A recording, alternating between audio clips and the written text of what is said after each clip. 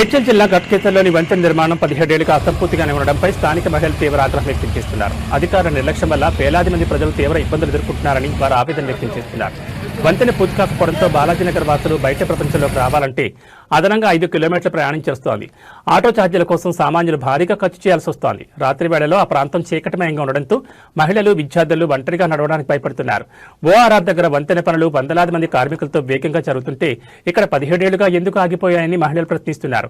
మేము ప్రభుత్వానికి ఇప్పుడు ప్రెగ్నెన్సీ లేడీస్ పోవాలన్నా ఇబ్బంది అవుతుంది. ప్రతి దానికి మాకు మాత్రం చాలా ఇబ్బంది అవుతుంది.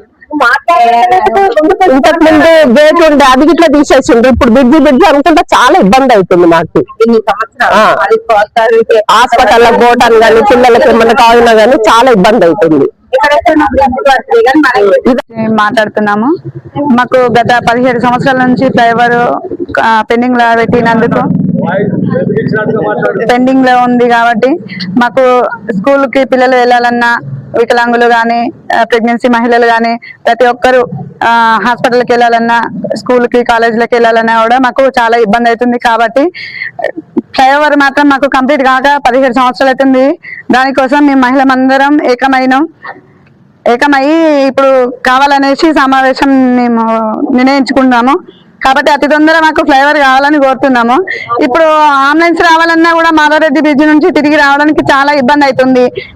డైలీ అంటే ఇట్లానే వెళ్తాం కాబట్టి నైట్ అయితే మాకు చాలా ఇబ్బంది అవుతుంది. ఇప్పుడు చీకటి అయింది, పిల్లలకి ఏదైనా అర్జెంట్ అవసరం ఉన్నా ఇట్లా వెళ్ళాలంటే మాకు దగ్గర ఉంటది. ఈ మాధవరెడ్డి బ్రిడ్జ్ నుంచి వెళ్ళాలంటే చాలా దూరం ఉంది కాబట్టి మాకు ఇబ్బంది అవుతుంది. కాబట్టి మాకు కొంచెం ఫ్లైఓవర్ చేయాలని అనుకుంటున్నాము. ఆదివారము మేము ఇంటింటికి మహిళలము అందరం ఏకమయ్యి సభకు ర్యాలీ చేయాలని కోరుతున్నాము. మాకు ఫ్లైఓవర్ వచ్చే వరకు మేము ఇట్లానే నిరసనలు చేస్తూనే ఉంటాం, ర్యాలీలు చేస్తూనే ఉంటాము. కానీ మాకు ఫ్లైఓవర్ కావాలని కోరుతున్నాం.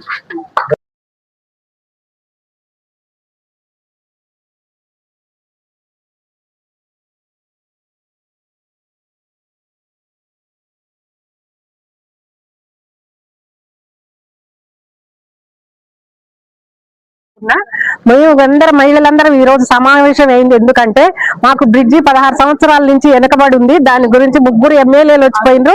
ఎవరి వల్ల ఏమి కావటం లేదు. చాలా ఇబ్బంది అవుతుంది.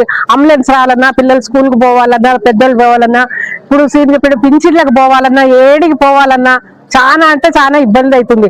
మేము ఒక క్యాబ్ బుక్ చేసుకుంటే సిటీ నుంచి ఇక్కడికి వచ్చింది ఒక ఎత్తు అవుతుంది, మళ్ళీ గేట్ దాటి ఇక్కడికి రావాలంటే ఒక ధర చెప్తున్నారు. కాబట్టి ఎవరు క్యాబ్ గురించి కూడా రావట్లేదు. మేమందరం మహిళలందరం కోరుకునేది ఒకటే, మాకు బ్రిడ్జి తొందరగా కావాలి. తొందరగా అయ్యి మీ అందరి సహాయాలతోటే కావాలని మేము కోరుకుంటున్నాం.